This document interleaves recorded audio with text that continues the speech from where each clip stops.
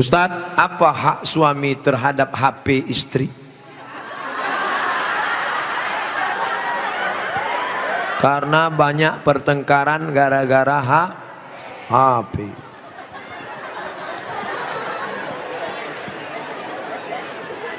Lima hak ibu terhadap bapak. Catat, ingat baik-baik. Pertama, makan. Ibu tadi sudah dikasih makan? Yang kedua, pakaian. Ibu sudah dikasih pakaian? Karena sekarang banyak perempuan yang tidak diberi pakaian oleh suaminya. Tinggi istrinya 175, tapi dikasih kain cuma 50 cm. Kurang kain. Kadang belum selesai di tempat tukang jahit sudah dia ambil. Kadang kainnya panjang, resleting belum dipasang. Pas jalan kelihatan. Ustadz kok tahu? Saya ngelihat.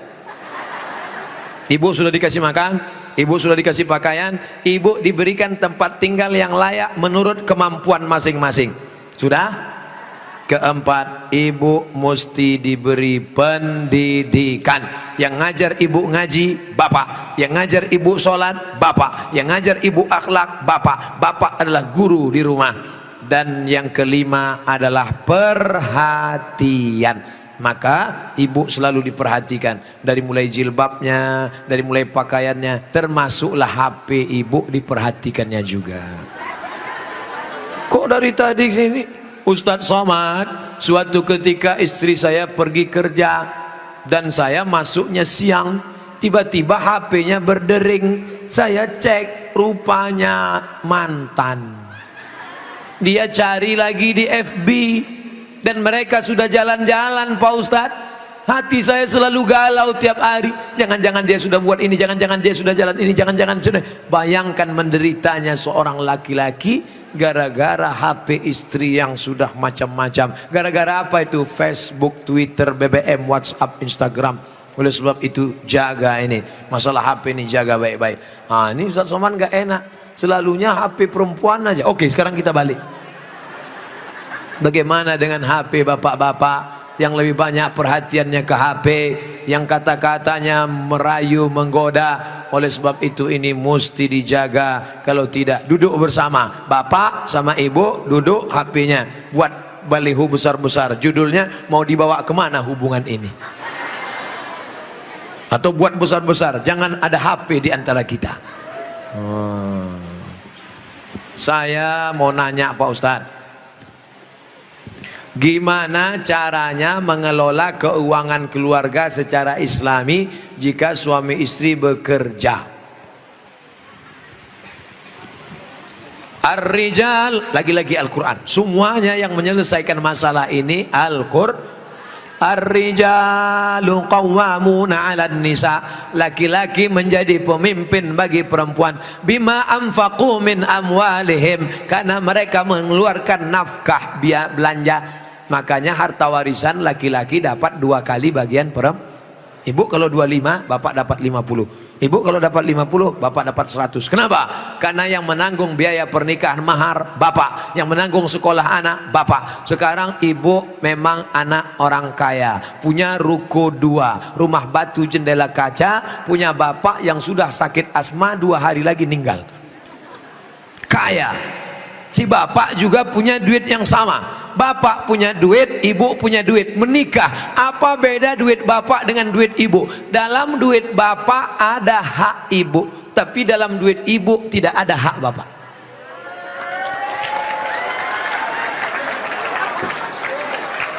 Dalam uang bapak ada kewajiban nafkah untuk ibu, dalam duit ibu tidak ada. Tapi karena ibu cinta mati, maka ibu berkata, "Mas, aku tahu engkau kere, miskin, susah melarat, tapi aku sudah terlanjur cinta padamu. Jangankan uang ini, nyawaku pun kuberikan. Ambillah semuanya, dengan syarat jangan kau nikah lagi."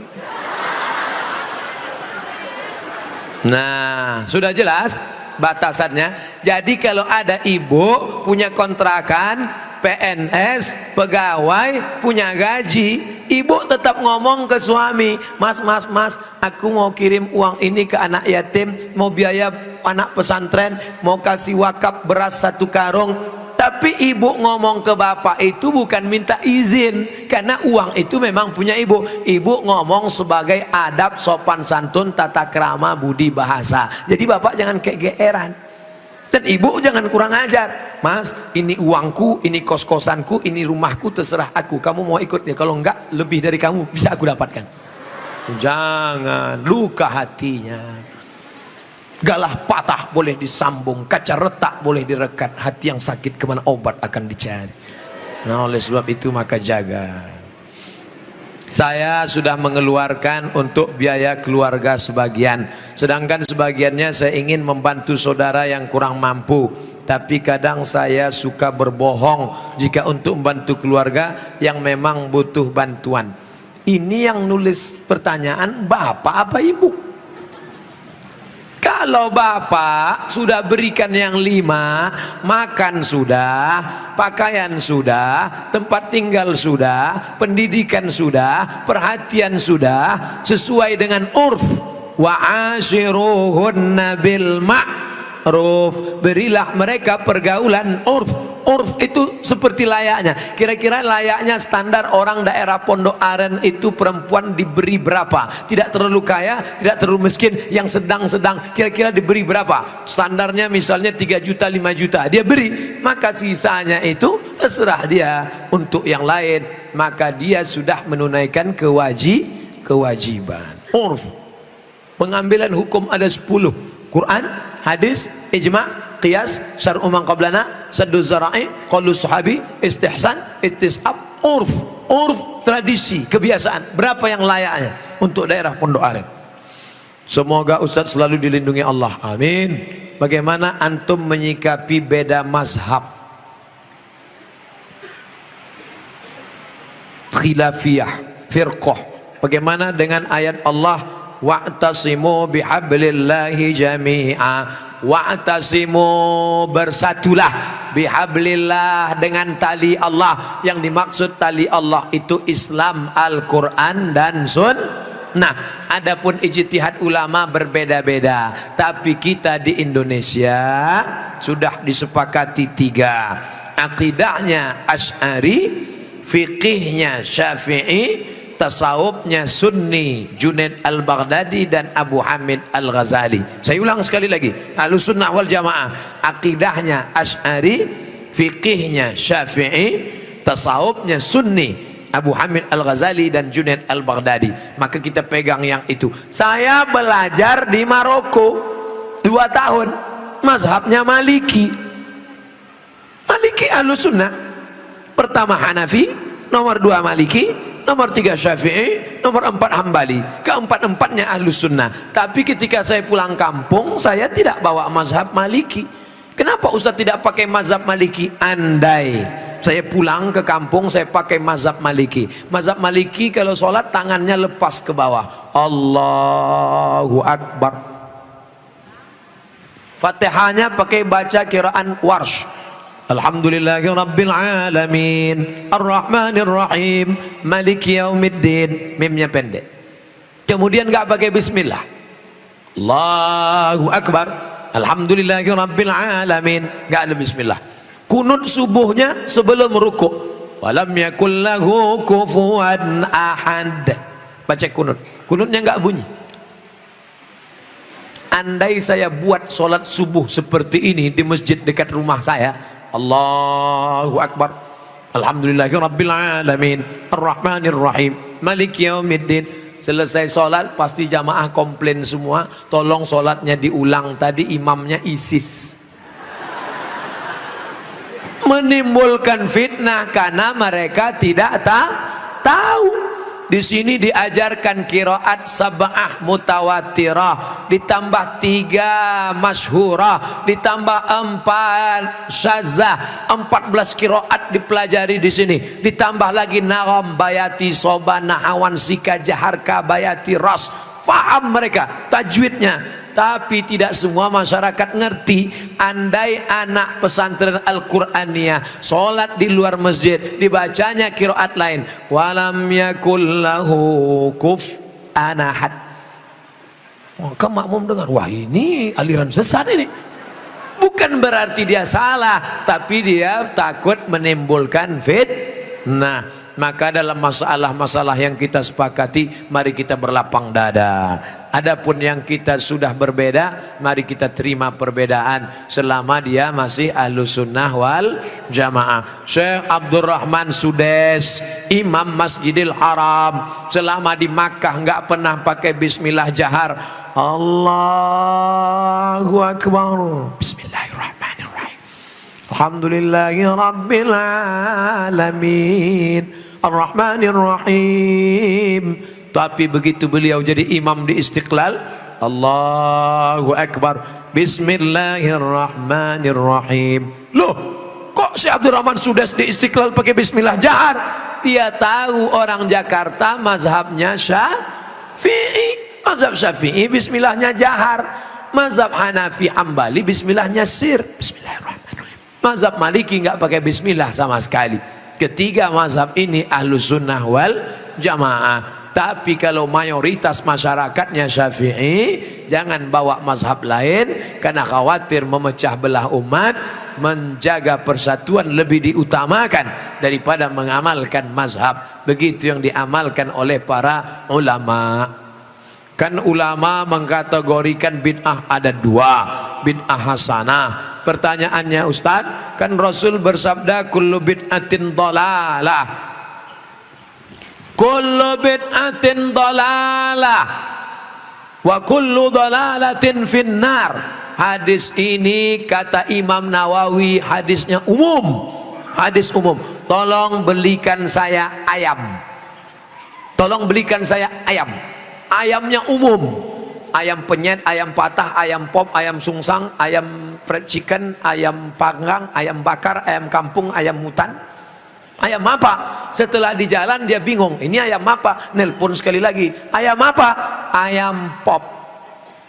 Maka yang pertama tadi umum dikhususkan oleh yang kedua. Begitu juga kata Imam Nawawi yang mensyarah hadis Sahih Muslim, kullu bid'atin dhalalah, semua yang bid'ah itu sesat, umum. Tapi kemudian dikhususkan oleh hadis, man sanna fil islami sunnatan hasanatan, siapa yang membuat tradisi yang baik, falahu ajruha, dia dapat pahalanya, wa ajru man amila biha, dan orang lain yang melakukannya, selama tidak bertentangan dengan Quran dan Sunnah. Nah, sekarang ada orang mendefinisikan bid'ah hanya dengan 5 jari. Kalau tidak dilakukan Nabi, bid'ah. Kalau sudah bid'ah, masuk neraka. Kalau begitu pembahasannya, nanti kamu bisa memasukkan sahabat Nabi dalam neraka.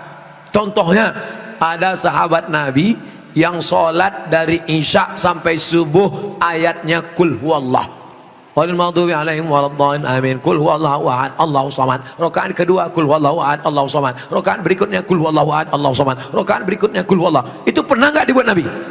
Enggak pernah. Kalau dipakai definisi, kalau enggak dibuat Nabi bid'ah, berarti sholat pakai kul huwallah dari Isya sampai subuh bid'ah, masuk neraka.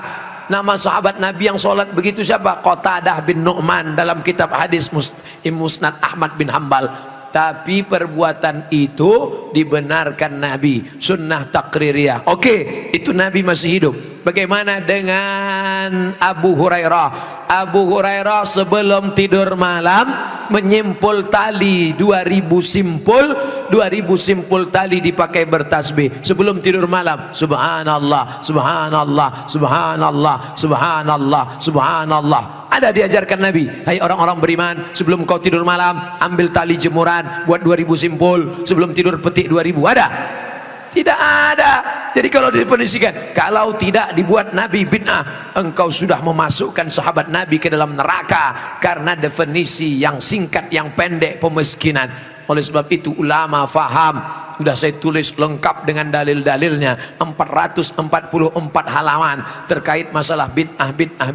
Tidak semudah itu saudaraku. Ada namanya Imam Ibnu Taimiyah. Imam Ibnu Taimiyah kalau selesai sholat subuh dia tidak keluar masjid, dia melihat ke atas membaca Al-Fatihah sampai terbit matahari. Bismillahirrahmanirrahim, alhamdulillahirabbil alamin, arrahmanirrahim, maliki yaumiddin, iyyaka na'budu wa iyyaka nasta'in, sampai terbit matahari. Itu tidak pernah dilakukan Nabi. Kalau dipakai definisi, kalau tidak dilakukan Nabi bid'ah, berarti Ibnu Taimiyah sudah membuat bid'ah karena membaca Al-Fatihah dari sejak sholat subuh sampai terbit matahari.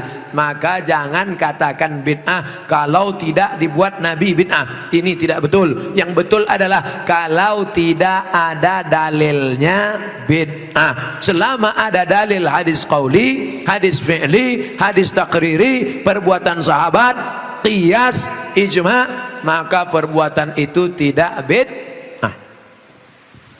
Bagaimana pandangan Ustadz dengan laki-laki yang berambut panjang? Apakah itu termasuk menyerupai perempuan? Saya belajar ke salah seorang syekh, ketika itu ada yang nanya, "Syekh, apa betul Nabi Muhammad itu rambutnya panjang?" Maka syekh menjawab, Nabi Muhammad itu tinggalnya di gurun pasir. Gurun pasir itu cuacanya panas. Maka kalau rambutnya pendek, nanti cahaya matahari kena ke kepala, maka dia bisa pusing, panas, dehidrasi, kurang cairan. Makanya Bapak Ibu ketika di Makkah disuruh pakai topi, pakai payung supaya jangan kena panas. Nabi kepalanya ditutup dengan 3. Yang pertama rambutnya. Rambut Nabi itu dari depan panjang sampai ke belakang. Yang kedua ditutup dengan qalansuah, topi. Setelah itu ditutup dengan imamah sorban. Kalau di atas kepala dililitkan namanya imamah. Kalau diletakkan di tengkuk namanya burdah. Kalau diletakkan di kepala seperti kerudung namanya ghutrah, bukan serben. Jadi Nabi kepalanya ditutupi dengan 3. Pertama rambutnya panjang sampai ke tengkuk, dari depan ini sampai ke tengkuk segini, tebal. Yang kedua qalansuah, kain penutup. Setelah itu baru sorban. Maka kita pun, kami pun ketika kuliah dulu di Arab pakai sorban. Pakai untuk apa? Supaya jangan kena panas terik. Musim dingin di bawah derajat 0, 5 derajat, 10 derajat, di bawah 0 dingin. Maka kepala juga ditutup pakai sorban. Sekarang kenapa Ustaz nggak pakai sorban? Saya sekarang kepanasan. Tapi saya tidak menyalahkan para habaib pakai sorban. Mereka mengikuti sunnah Nabi Muhammad sallallahu alaihi wasallam. Nah, jadi kalau ada laki-laki berambut panjang, tapi rasanya di tempat kita rambut panjang bukan untuk menutup kepala biar supaya jangan panas. Justru tempat kita makin rambut panjang makin kepanasan, ketombe. Jadi kira-kira rambut panjangnya kenapa? Kenapa rambut panjang? Ini. Tapi tidak semua yang berambut panjang itu karena mengikuti perempuan. Jadi tidak bisa kita hukum serta-merta kalau rambut panjang LGBT. Enggak. Maka yang LGBT itu kalau menyerupai perempuan, la'anallahul mutasyabbihin minar rijal bin nisa. Allah melaknat laki-laki yang menyerupai perempuan dan perempuan yang menyerupai laki-laki. Mudah-mudahan anak kita terjaga dari LGBT. Tapi sebetulnya LGBT itu nama yang terlalu keren. Orang malah bangga sekarang disebut itu LGBT, itu bangga. Saya tidak setuju dengan LGBT, tapi saya malu mau nyebutnya di depan para kiai. Boleh saya sebut? Jangan sebut LGBT. Buat sebut nama yang mengejek, merendahkan, menghinakan. Apa namanya? PLT, penyuka lobang tai. Itu yang cocok bagi mereka. Kotor, najis. Zaman Nabi LGBT ini hukumannya man wajadtumuhu ya'malu amala qaumi Lut. Kalau kamu menangkap ada orang yang melakukan perbuatan Nabi Lut, faqtulul fa'il wal maf'ul, pancung kepalanya, hukum mati. Untung dia hidup bukan zaman Nabi Muhammad. Kalau hidup zaman Nabi habis, selesai. Bapak Ibu yang dimuliakan Allah Subhanahu wa taala. Ustaz berani ngomong gini apa enggak takut nanti ditangkap bencong? Ngapain takut? Banyak yang bela saya. Tapi pas pulang nanti sendirian ngeri juga ini. Insyaallah wa ta'awanu 'alal birri wat taqwa, saling tolong menolong dalam kebaikan dan ketakwaan, wala ta'awanu 'alal itsmi wal udwan. Ingatlah saudaraku, ada satu kampung namanya kaum Sadum. Pernah dengar kata Sadum? Dari kata sadum inilah muncul istilah sodomi. Sodomi artinya perbuatan orang sadum, umat Nabi Lut. Bagaimana hukuman Allah? Ja'alna 'aliyaha safilaha. Bagian atas kami turunkan ke bawah, bagian bawah naikkan ke atasnya. Lalu kemudian amtarna alaihim, kami hujani mereka dengan apa? Hijaratan, batu-batu, min sijilin mandud, dari batu tanah liat yang dibakar di api neraka. Itulah sekarang di Yordania, tempatnya bernama Al-Bahrul Mayyit, bahru laut, mayit mati, Dead Sea, dead mati, sea laut, Dead Sea laut laut mati. Kenapa disebut laut mati? Karena airnya terlampau asin sampai ikan pun tidak bisa hidup di dalam. Orang kalau pergi ke laut mati ngapung di atas karena kadar garam yang tinggi. Nah, siapa yang punya kadas, kurap, kudis, gatal-gatal, mandi di situ sembuh. Di Yordania. Bapak Ibu yang dimuliakan Allah SWT, Pompei salah satu kampung yang diisi oleh homo. Lalu kemudian datang lahar dari bukit turun ke bawah, rata dengan tanah, sampai-sampai mereka berubah menjadi patung-patung batu karena ditimpa oleh lahar. Tidak sempat merubah ekspresi wajah. Ekspresi wajah orang homo yang mati dalam keadaan melakukan hubungan seksual terlarang tak sempat merubah dari wajah kesakitan dengan wajah penderitaan. Begitu yang dialami masyarakat Pompei. Oleh sebab itu kita berdakwah, mengajak bukan karena benci tapi karena ingin menyelamatkan supaya kita selamat. La ta'murunna bil ma'ruf, ajak mereka berbuat baik, wala tanhauna 'anil munkar, larang mereka jangan sampai melakukan perbuatan mungkar. Kalau kamu diam saja, aku tidak khawatir, kata Sayyidina Ali, aku tidak khawatir tentang betul dan batil, batil dan betul, karena dunia ini isinya betul dan batil. Yang aku khawatirkan adalah ketika kebatilan merajalela, orang yang betul diam. Karena orang betul diam, maka orang batil menyangka betul, yang betul menyangka batil, batil betul, betul batil. Orang yang betul diam, ibu yang betul diam, bapak yang betul diam, yang batil berkuar. Akhirnya yang batil merasa betul, orang yang betul diam 1000 bahasa. As-sakitu anil haq syaitan akhras. Orang yang betul tapi diam melihat kebenaran diinjak-injak, dia adalah syaitan akhras, setan bisu. Begitu kata Imam Abu Ali Ad-Daqqaq yang dikutip oleh Imam An-Nawawi dalam kitab Al-Minhaj Syarah Sahih Muslim Ibn Al-Hajjaj. Maka bersuaralah saudaraku, anak-anak muda, lawan kemungkaran ini. Terus berperang dengan HP-mu. HP-mu adalah senjata, bukan menebarkan kebencian, bukan menebarkan hoax, tapi dalam rangka watawasau bil haq watawasau bis sabr. Allahu akbar. Itulah kaji kita pada malam hari ini. Tausiah sudah 60 menit, menjawab pertanyaan 30 menit. Pas setengah 11, dari jam 9, 10, setengah 11 kita lanjutkan dengan membaca doa ala hazihin niyah al-fatihah. Ustadz, apa hak suami terhadap HP istri? Karena banyak pertengkaran gara-gara HP.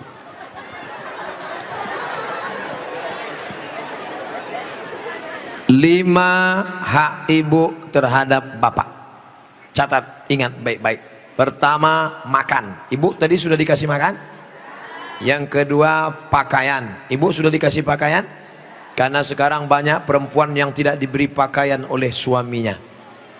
Tinggi istrinya 175 tapi dikasih kain cuma 50 cm. Kurang kain. Kadang belum selesai di tempat tukang jahit sudah dia ambil. Kadang kainnya panjang, resleting belum dipasang. Pas jalan kelihatan. Ustadz kok tahu? Saya ngelihat. Ibu sudah dikasih makan, ibu sudah dikasih pakaian, ibu diberikan tempat tinggal yang layak menurut kemampuan masing-masing. Sudah? Keempat, ibu mesti diberi pendidikan. Yang ngajar ibu ngaji, bapak. Yang ngajar ibu sholat, bapak. Yang ngajar ibu akhlak, bapak. Bapak adalah guru di rumah. Dan yang kelima adalah perhatian. Maka ibu selalu diperhatikan, dari mulai jilbabnya, dari mulai pakaiannya, termasuklah HP ibu diperhatikannya juga. Kok dari tadi sini Ustadz Somad, suatu ketika istri saya pergi kerja dan saya masuknya siang, tiba-tiba HP-nya berdering. Saya cek, rupanya mantan. Dia cari lagi di FB dan mereka sudah jalan-jalan, Pak Ustadz. Hati saya selalu galau tiap hari. Jangan-jangan dia sudah buat ini, jangan-jangan dia sudah jalan ini, jangan-jangan sudah. Bayangkan menderitanya seorang laki-laki gara-gara HP istri yang sudah macam-macam. Gara-gara apa itu? Facebook, Twitter, BBM, WhatsApp, Instagram. Oleh sebab itu jaga ini, masalah HP ini jaga baik-baik. Ini Ustaz Somad gak enak, selalunya HP perempuan aja. Oke, sekarang kita balik. Bagaimana dengan HP bapak-bapak yang lebih banyak perhatiannya ke HP, yang kata-katanya merayu, menggoda? Oleh sebab itu ini mesti dijaga. Kalau tidak, duduk bersama, bapak sama ibu duduk, HP-nya buat baliho besar-besar, judulnya mau dibawa kemana hubungan ini, atau buat besar-besar, jangan ada HP di antara kita. Saya mau nanya Pak Ustadz, gimana caranya mengelola keuangan keluarga secara islami jika suami istri bekerja? Ar-rijal, lagi-lagi Al-Quran.